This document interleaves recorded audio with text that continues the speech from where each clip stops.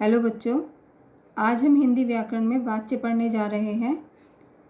वाच्य के द्वारा क्रिया के रूप परिवर्तन से वाक्य के अंतर्गत कर्ता, कर्म, क्रिया के लिंग, वचन एवं पुरुष में रूपांतर की प्रवृत्ति सामने आती है।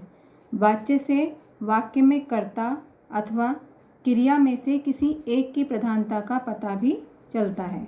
वाच्य के द्वारा कर्ता, कर्म व भाव की अवधारणा स्पष्ट होती है। वाच्य की परिभाषा। वाच्य का शाब्दिक अर्थ है बोलने का विषय, अर्थात जो हम जिस भी टॉपिक पर हम बोलने जा रहे हैं। अतः क्रिया के जिस रूप से यह पता चले कि क्रिया का मुख्य विषय कर्ता है, कर्म है अथवा भाव है, उसे वाच्य कहते हैं। जैसे नेताजी सुंदर लग रहे थे। इस वाक्य में नेताजी क्या है? कर्ता, यानी इस वाक्य में नेताजी कर्ता को दर्शाते हैं। बाल गोविंद भगत खेती बाड़ी कर रहे हैं। इस वाक्य में खेती बाड़ी कर्म को दर्शाता है। उससे रोया नहीं जाता। इस वाक्य में रोना भाव को दर्शाता है। अब आप इस तरीके से समझ सकते हैं कि यहाँ पर जो पहला वाक्य है उसमें कर्ता कौन है? नेताजी। किसके बारे में बात कर रहे हैं? नेताजी के बारे में। यानी जो कर्ता के बारे में बताया जाता है उसको कृत्यवाच्य कहते हैं। बाल गोविंद भगत खेतीबाड़ी कर रहे हैं। यहाँ पे खेतीबाड़ी जो है वो कर्म को दर्शा रहा है, यानी कार्य करने को दर्शाया जा रहा है। और उससे रोया नहीं जाता, यानी ये एक भाव को प्रकट कर रहा है, तो यहाँ पर भाववाच्य हो जाता है। वाच्य के भेद। वाच्य के मुख्यतः दो भेद होते हैं, कृतवाच्य और आकृत्यवाच्य। आकृत्य के भी दो भेद होते हैं, जिन्हें कर्मवाच्य और भाववाच्य से जाना जाता है। अब हम देखेंगे कि कृत्यवाच्य क्या होता है। क्रिया के रूपांतर से जब वाक्य में कर्ता की प्रधानता का बोध होता है, अर्थात जब क्रिया का संबंध कर्ता से हो, तो वह वाच्य कृत्यवाच्य कहलाता है। कृत्यवाच्य में कर्म की प्रधानता न होकर कर्ता की प्रधानता होती है। क्रिया के लिंग, वचन तथा पुरुष भी कर्ता के अनुसार ही लगाए जाते हैं। जैसे बालक सोता है, बच्चे खेलते हैं, गीता खाती है, राजीव पुस्तक पढ़ता है, हालदार साहब ने पान खाया। पहले वाक्य में बालक क्या है? एक वचन है। इस वाक्य में क्रिया का रूप भी एक वचन में है। दूसरे वाक्य में बच्चे क्या हो गए? यहाँ पर बहुवचन है। इस वाक्य में क्रिया का रूप भी बहुवचन है। तीसरे वाक्य में गीता स्त्रीलिंग है और क्रिया भी स्त्रीलिंग है। कैसे? गीता खाती है। चौथे वाक्य में राजीव पुल्लिंग है और क्रिया भी पुल्लिंग है। जैसे राजीव पुस्तक पढ़ता है, यानी जो कार्य कर रहा है वो भी पुल्लिंग ही है। फिर है पांचवें वाक्य में हालदार साहब ने पान खाया, यानी इसमें जो है हालदार साहब पुल्लिंग है और क्रिया जो की जा रही है वो भी पुल्लिंग है। इससे स्पष्ट होता है कि जिन वाक्यों में क्रिया कर्ता के अनुसार होती है, यानी जो कार्य किया जा रहा है वो कर्ता के अनुसार हो रहा है, तो वहाँ पर कृत्यवाच्य होता है। सेकंड है अकृत्यवाच्य। क्रिया के रूपांतर से जब वाक्य में कर्ता की प्रधानता नहीं होती, तो इस प्रकार के वाच्य को अकृत्यवाच्य कहते हैं। अर्थात जैसे क्रिया के रूपांतर से जब वाक्य में कर्ता की प्रधानता नहीं होती है, कार्य की तो हो रही है लेकिन कर्ता की प्रधानता नहीं हो रही, तो इस तरह के वाक्य जो हैं वो हमारे आकृत्यवाच्य कहलाते हैं। जैसे आकृत्य लगते के साथ ही यहाँ पर क्या पता चल रहा है कि यहाँ पर कर्ता नहीं है। आकृत्यवाच्य के दो भेद होते हैं। पहला है कर्मवाच्य।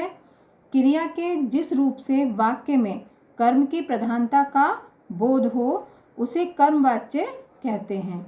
कर्मवाच्य के अंतर्गत कर्ता की प्रमुखता ना होकर कर्म की प्रमुखता होती है। जैसे नाम से ही पता चल रहा है, कर्म यानी कार्य है, तो इसमें किस चीज़ की प्रधानता होगी? कर्म की प्रधानता होगी, ना कि कर्ता की।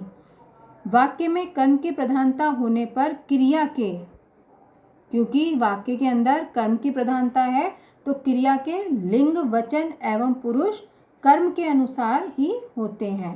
अर्थात जब क्रिया का संबंध कर्म से हो तो वह वाक्य कर्मवाच्य होता है। जैसे रीना द्वारा गीत गाया गया, रोगी को दवाई दे दी गई, छात्र द्वारा पुस्तक पढ़ी जा रही है, ड्राइवर द्वारा जोर से ब्रेक मारा गया, पतंग उड़ रही है। अब यहाँ पर इसको कैसे समझ सकते हैं कि इन वाक्यों में कर्म की प्रधानता है और क्रिया का रूप कर्म के आधार पर ही है। पहले वाक्य में गीत पुल्लिंग के साथ गाया गया, क्रिया पुल्लिंग है। दूसरे वाक्य में पतंग स्त्रीलिंग के साथ, क्रिया स्त्रीलिंग है, यानी पतंग भी स्त्रीलिंग है और उसके साथ जो क्रिया की जा रही है वो भी हमारी स्त्रीलिंग है। तीसरे वाक्य में दवाई, दवाई कैसा शब्द है? स्त्रीलिंग। वह चौथे वाक्य में पुस्तक, पुस्तक भी स्त्रीलिंग है। अनुसार ही क्रिया भी स्त्रीलिंग है। जहाँ पर हमारी जो क्रिया स्त्रीलिंग है इसीलिए यहाँ पर वाक्य भी स्त्रीलिंग है। पांचवें वाक्य में ड्राइवर पुल्लिंग के अनुसार क्रिया जो है हमारी वो भी पुल्लिंग है, यानी ड्राइवर जो है वो पुल्लिंग है और उसके साथ हमने लगाया है कि मारा गया, ब्रेक जोर से मारा गया, तो यहाँ पर जो क्रिया की गई है वो भी पुल्लिंग हो गई। अतः स्पष्ट है कि जब क्रिया कर्म के अनुसार होती है तो कर्मवाच्य होता है, यानी जो भी कार्य हम कर रहे हैं वो कर्म के अनुसार होता है और साथ ही उसकी क्रिया उसी रूप में बदल जाती है तो कर्मवाच्य कहलाता है। अगला टॉपिक है भाववाच्य। भाववाच्य क्रिया के जिस रूपांतर से वाक्य में कर्ता या कर्म के बदले क्रिया या भाव की प्रधानता होती है, यानी ऐसे वाक्य जिसमें कर्ता या कर्म ना होकर क्रिया की भाव, जो क्रिया की जा रही है उसका भाव प्रकट हो रहा हो, उसे भाववाच्य कहते हैं। ऐसे वाक्यों में क्रिया के लिंग, वचन तथा पुरुष भाव के अनुसार होते हैं। ऐसे वाक्यों में पुल्लिंग, एकवचन तथा अन्य पुरुष का रूप सामने आता है। क्रिया की निर्भरता भाव पर रहती है, जैसे उससे पढ़ा नहीं जाता, सोहन से चला नहीं जाता, अब मुझसे सहा नहीं जाता, बच्चों से लिखा नहीं जाता है। अब यहाँ पर सारी चीज़ों में आपको कहीं ना कहीं कोई भाव स्पष्ट होता हुआ दिखाई दे रहा है। उपयुक्त वाक्यों में कर्ता है परंतु वाक्यों में क्रिया स्वयं प्रधान है, क्रिया निश्चित भाव पर निर्भर है, ऐसे वाक्य भाववाच्य होते हैं। जैसे आपको पहला उदाहरण मैं आपको समझाऊंगी कि उससे पढ़ा नहीं जाता, यहाँ पर क्या है? उससे जो है वो हमारा कर्ता है, पढ़ा नहीं जाता क्रिया है, लेकिन पढ़ा नहीं जाता, क्यों नहीं पढ़ा जाता? उसके पीछे एक भाव जो है वो छुपा हुआ है। कोई भी कारण हो सकता है, वो बीमार है या उसका मन नहीं कर रहा है, यानी इस तरीके का कोई भाव छुपा हुआ है, इसलिए पढ़ा नहीं जाता। तो ये जो वाक्य है वो कैसा हो गया? भाववाच्य। अब हम पढ़ेंगे वाच्य परिवर्तन के बारे में। कृतवाच्य से कर्मवाच्य में परिवर्तन, कि किस तरीके से जो कृतवाच्य है उसको हम कर्मवाच्य में बदलते हैं। कर्मवाच्य सकर्मक क्रियाओं वाले वाक्यों में होता है, यानी जिसमें क्रिया छुपी होती है। किसी कृतवाच्य वाले वाक्य में वाक्य से कर्मवाच्य वाले वाक्य में परिवर्तन के लिए निम्नलिखित बातों पर ध्यान देना आवश्यक है। यानी यदि हम किसी कृतवाच्य से कर्मवाच्य को बना रहे हैं तो निम्नलिखित बातों का ध्यान रखना होगा। पहला, कर्ता के साथ से, के द्वारा अथवा द्वारा विभक्ति लगाकर कर्मवाच्य वाक्य बनाया जा सकता है।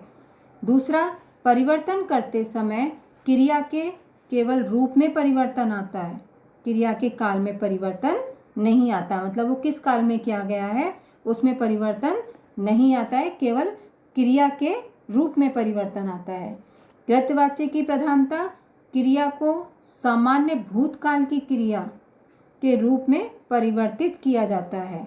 जो कृतवाच्य की प्रधान क्रिया है उसको सामान्य भूतकाल की क्रिया के रूप में परिवर्तित किया जाता है। कृतवाच्य की प्रधान क्रिया में जाना क्रिया के उचित रूप को स्थान दिया जाता है। जैसे मैं कुछ एग्जाम्पल आपको दूंगी कि कृतवाच्य से किस तरीके से हम कर्मवाच्य में उसको परिवर्तित करते हैं। जैसे सीता खाना खाती है। अब यहाँ पर मैंने आपको कुछ यहाँ बताए थे कि वो चीज़ें लगती हैं जैसे से, के द्वारा, तो क्या बन जाएगा कर्मवाच्य? सीता के द्वारा खाना खाया जाता है। यानी जो खाना खाया जा रहा है वो किसके द्वारा खाया जा रहा है? सीता के द्वारा। तो इस तरीके से कर्म पे प्रधानता दी गई है, तो ये कर्मवाच्य में इसको परिवर्तित कर दिया। ऐसे ही यह लेख मेरी माँ ने लिखा है, ये हो गया हमारा कृतवाच्य कि माँ ने क्या किया है, कैसा क्या काम किया है, लेख लिखा है। यह लेख मेरी माँ के द्वारा लिखा गया है। अब यहाँ पे कर्म पर प्रधानता दे दी कि ये जो लेख लिखा है वो किसकी माँ के द्वारा? मेरी माँ के द्वारा लिखा गया है। यानी यहाँ पर कर्मवाच्य जो है इसलिए कहा गया है क्योंकि कर्म प्रधान हो गया है। ऐसे ही तुम फूल तोड़ोगे, ये कृतवाच्य है कि किसी से कहा गया है कि तुम फूल तोड़ोगे, कार्य करना है। लेकिन अगर हम इसको कर्मवाच्य में परिवर्तित करेंगे तो ये कहा जाएगा तुम्हारे द्वारा फूल तोड़ा जाएगा। यानी यहाँ पर कर्म को प्रधानता दे दी गई कि तुम क्या कार्य करने वाले हो? फूल तोड़ने वाले हो, तो तुम्हारे द्वारा फूल तोड़ा जाएगा। इस तरीके से कृत्यवाच्य से कर्मवाच्य में परिवर्तन किया जाता है। अब हम बदलेंगे कृत्यवाच्य से भाववाच्य में परिवर्तन कि किस तरीके से कृत्यवाच्य वाले वाक्यों को भाववाच्य वाले वाक्यों में बदला जा सकता है। भाववाच्य में अकर्मक क्रियाएं होती हैं, अर्थात ऐसे वाक्यों में कर्म नहीं होता। कृत्यवाच्य वाक्यों से भाववाच्य वाक्यों के निर्माण में निम्नलिखित बातों पर ध्यान देना आवश्यक होता है। फर्स्ट, कृत्यवाच्य वाक्यों में आए कर्ता के साथ से अथवा द्वारा, मतलब या तो से लगेगा या द्वारा, विभक्ति जोड़कर भाववाच्य वाक्य बनाए जा सकते हैं। कृतवाच्य में वाक्य की क्रिया को ही वाक्य का कर्ता बना दिया जाता है। यानी कृतवाच्य में क्या होता है, जो वाक्य की क्रिया है उसे ही वाक्य का कर्ता भी बना देते हैं कि करने वाला भी वही है। जाना क्रिया के रूप कृतवाच्य के कालभेद के अनुसार जुड़कर भाववाच्य वाक्य का निर्माण करते हैं। मतलब जहाँ पे जाना शब्द लगा देते हैं तो वो कृतवाच्य जो है उसके साथ जुड़ करके वो भाववाच्य में बदल जाता है। भाववाच्य वाक्यों से में क्रिया सदा अन्य पुरुष, पुल्लिंग तथा एक वचन में रहती है। अब मैं आपको कुछ उदाहरण दूंगी जिससे कृतवाच्य से भाववाच्य में कैसे उसको परिवर्तित किया जा सकता है। जैसे युवराज पढ़ रहा है, ये क्या है? कृतवाच्य है कि युवराज जो है वो क्या काम कर रहा है? पढ़ रहा है। अब हम इसको भाववाच्य में यदि बदलेंगे तो किस तरीके से बदला जाएगा कि युवराज द्वारा पढ़ा जा रहा है। जैसे मैंने आपको बताया था कि इसके कुछ नियम होंगे, या तो से लगेगा या द्वारा विभक्ति के द्वारा हम उसको भाववाच्य में परिवर्तित करेंगे। तो हो गया कि युवराज द्वारा पढ़ा जा रहा है। मछली पानी में तैरती है, मछली से पानी में तैरा जाता है। यानी भाव स्पष्ट कर रहे हैं कि मछली जो है पानी में तैर सकती है। मैं अब नहीं चल पाता, इसको कैसे बदलेंगे भाववाच्य में? मुझसे अब नहीं चला जाता। पक्षी घोंसलों में सोते हैं, यानी भाववाच्य क्या बन जाएगा? पक्षियों द्वारा घोंसलों में सोया जाता है। ठीक, अब इससे आप समझ गए होंगे कि किस तरीके से वाच्य में परिवर्तन किया जा सकता है। धन्यवाद।